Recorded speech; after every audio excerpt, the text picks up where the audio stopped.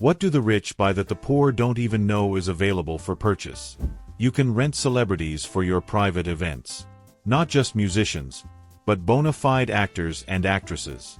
Super rich guy in Bel Air used to host his kid's birthday party in late October, so they went all out for a Halloween-themed party. Everyone at the kids' school was invited, plus their own friends. Each year they'd hire some fantastic athlete to appear at the event. One year it was Tony Hawk, another year it was some Olympic gold medal gymnastic winners. The one that threw me was when they hired Demi Moore, Anthony Kiedis, and Benicio del Toro to be guests at the party, to hang out and pretend they were friends with the kid. Mind you, this was a kid's Halloween party, set outside in a huge, massive garden, spread out over tennis courts and lawns, with games, buffets, dessert tables, taco stands, omelet stands, barbecue, pizza, burgers, etc.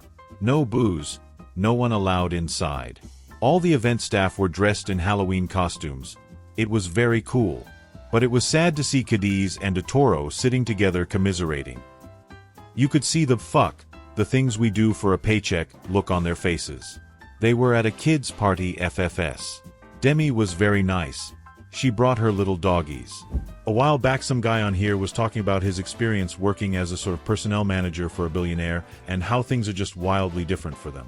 The specific example he used was how things work when these people want to go on a trip and give any notice at all to their employees. What happens is that an advanced team gets sent ahead by a few days to scope out the rented/bought location and report back exact dimensions for closet space, drawer space, etc. People back at the home go through the clothing, jewelry, etc., and draw up a priority list which is sent to the advanced team. The advanced team then spends the next 2 days purchasing the list of items. Entire wardrobes, jewelry sets, makeup kits, bathing supplies, etc.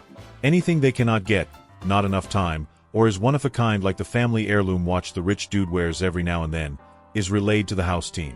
The family schedule is arranged such that the moment the family leaves the house on the day of travel, a whole team of people rushes through and packs up all the remaining items. Only after the family leaves, you wouldn't want to deny them access to their items for even a few seconds, which are then sent ahead to the airport while the family has a lunch or something somewhere. Upon landing, their luggage takes one route, direct, and the family takes a similarly indirect route, unless otherwise directed, such that by the time they get to the location all of their items are not just unpacked but in their proper organized locations and ready for use without any of the advanced team ever being visible to the family. What happens when the family leaves the location? The same situation in reverse, but quite frequently all of the repurchased items are just disposed of in some method. It's just easier, if not cheaper, to rebuy them each time the family goes somewhere if they aren't traveling to too many different locations in quick succession. A person to go to jail for you in your stead. This is a known phenomenon in Latin America, but I imagine it happens in other places as well. I don't see it on here, but the vast majority of financial products are out of reach for all but the rich. One reason the rich get richer is that they have access to investments that we've never heard of. Ever seen The Big Short? Why do you think Goldman Sachs took a week to correctly price Dr. Michael Burry's housing short position? Because they were securing that position for themselves and their clients. Those financial instruments are so complicated and the regulation on them so Byzantine that it wouldn't surprise me if Goldman actually didn't do anything illegal, like they're allowed, at their discretion, to misprice an asset for a certain period of time. Probably under the guise of the assets being complicated to price, but really it's just a buffer for them to get an edge that regular people couldn't believe. Imagine going to a horse race and being able to bet on the horses near the end of the race. Rich people get that. Private boarding gate at certain airports.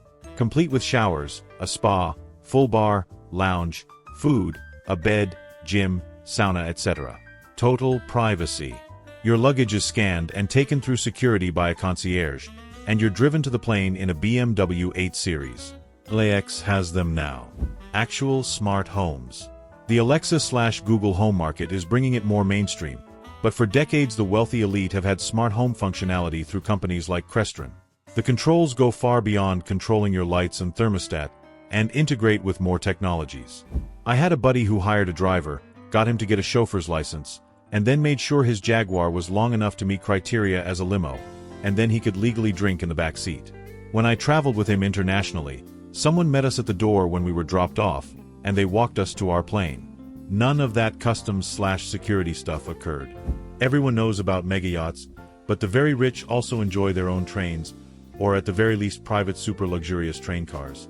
With their budgets, it isn't expensive to rent space on freight lines and an engine, assuming they don't own their own. Sometimes a group of friends will hook their private cars together and motor around a continent having a big party. Kidnapping insurance. Private jet timeshares. For those not quite rich enough for their own private jet, or those rich people wanting to be a bit frugal. The really rich motto: if it fly, floats or fuck, you rent it. Edit. No, I haven't seen Ballers. It's a very old saying. Drive wasn't in it when I heard it, but it makes sense, I guess. Time. All that crap you do, commuting, grocery shopping, cooking, cleaning your house, waiting on hold, paying bills. All those chunks of your life that are eaten up by minutiae, rich people buy out of all that routine garbage. Time is all you really get in your life. Rich people buy it back. Something they do that most people don't know about is buy entire libraries at once. My sister used to work at a bookstore, and told me someone came in and wanted to furnish their library with a library-size purchase of books. They just wanted cherry-picked bestsellers left to the discretion of the people working there. It sounded wild. Edit. This place is a wealth of knowledge, and I'm here for it. Had no idea you could buy books by the foot. What a bizarre idea. If you're willing to fork out $35,000 for the player and $500 per showing, you can watch films that are currently in theaters in your own private home theater. Landing 747s in small airports. I grew up around Lexington, Kentucky. The region is huge on horses, particularly thoroughbred horses. The entire city is surrounded by horse farms, and these farms breed some of the best racing horses in the world. The rich and famous will often come here to buy thoroughbreds to add to their breeding stock. One such person is a sheikh from Dubai, I think, who owns his own private 747. Now the local airport isn't rated for 747s, and it's not legal to land one there unless it's an emergency. The sheikh doesn't care though and lands his 747 there anyways. The airport fines him every time he does this, which he is totally fine with paying. I've been told that many of the upgrades to the airport over the years were almost entirely funded with money from those fines. Underage sex parties on private islands. Specialized household staff. When someone is truly mega rich, running their household takes the same complexity as running a small to mid-size company, and management is skilled and compensated accordingly. Don't think butler. Think head of operations at a luxury hotel. The staff that household managers oversee can be really specialized as well. For example, Larry Ellison has his own personal curator to oversee his collection of Asian art. They do things like advise on the purchase and sale of art in his collection, oversee storage and display of art housed on his property, oversee process of lending art for storage and display at museums. The curator will often have their own staff to conduct actual conservation work, art transport, art installation, etc. So if you've already got an in-house crew of 7 people focused on your art collection alone, imagine how big your entire household staff is. That's why you've got a household manager. Pet cloning. Ex-boss was getting his dog cloned for $100,000. Oh, I've heard of this. There's a company in Texas that does it kinda regularly apparently now. $25,000 for a cat, $50,000 for a dog. It's something like a $1,000 to $2,000 deposit just for them to send your vet the kit to obtain biosamples and to store the material. You pay the rest of it whenever you're ready to clone your critter. Edit. The company is called ViaGen if anyone's curious. Thank you/relative scale. Luxury ice cubes. Glacé Luxury Ice Co. produces perfectly square ice blocks for minimum dilution and maximum cooling. Hand-carved and completely clear, these cubes are sold in bags of 50 and each bag costs $325. That's some BS. How much a drink is cooled depends on how large of a surface area the ice cube has and is correlated to the rate at which the ice cube melts and thus dilutes the drink. Either you get minimum dilution by using spherical ice cube, or maximum cooling by maximizing surface area. Both at the same time is just not a thing. Entire floors of hotels or multiple floors. Entire restaurants. Chefs from literally any restaurant in the world to cook for them, wherever they are. I saw all of those things done by a prince of Saudi Arabia. We estimated it cost him $50,000 just for the one private meal in our restaurant, given that he had the top 4 floors of our hotel booked, for the hundreds of staff to take care of him, his wife and his 2 kids, plus likely some concubines, if I'm being honest. As someone in this part of the world, being rich equals the number of people who work for you. He paid $30,000 just to close our restaurant for 1 meal. Flew his favorite chef from New York to Orlando to cook for him, on his private jet, and then back again. Of course, it was likely the other private jet he had just for his staff, not for himself or his family.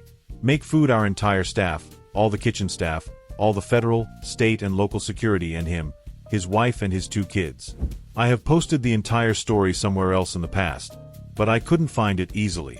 I had a buddy who taught ski lessons to another Saudi prince's little kid and had some nearly unbelievable and yet similar details during his interactions with them. That kid had an entire team around him, or probably 10 staff, plus vehicles, snowmobiles, a helicopter, and so on. I later met a guy who worked on an ultra-luxury 300-foot yacht and served Bill Gates and his wife, among other super-rich people.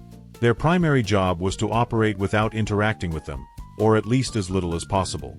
This shows you, in some sense, that having people around you doing stuff you need to be done but doing it invisibly is another perk of being rich. Edit. Added some details and additional stuff. A billionaire spending $50,000 a night every day of the week for an entire year is about the same ratio as a guy with $1,000 in the bank spending $18 over the course of a year, or 20-ish cents a night. Edit. $73 over a year. Sorry, I was slightly intoxicated and tired when I wrote that. Point still stands, though. Private performances with big-name artists.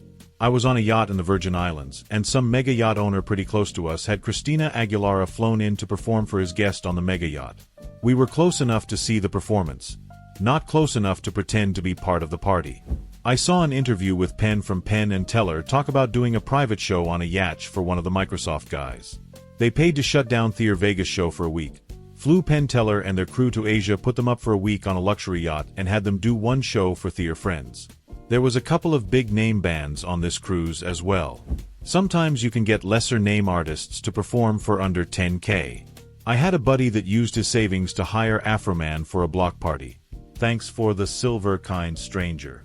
If you remember the Fyre Festival disaster, Fyre was going to be an app to book these kind of appearances. The psycho running it just spent all the money on that party instead of the app and ruined the whole thing. Honestly, still think the app wasn't even a bad idea. And what do you know from what the rich buy that the poor don't even know about? Write in the comments. Also, do you want part 2? Subscribe. Bye.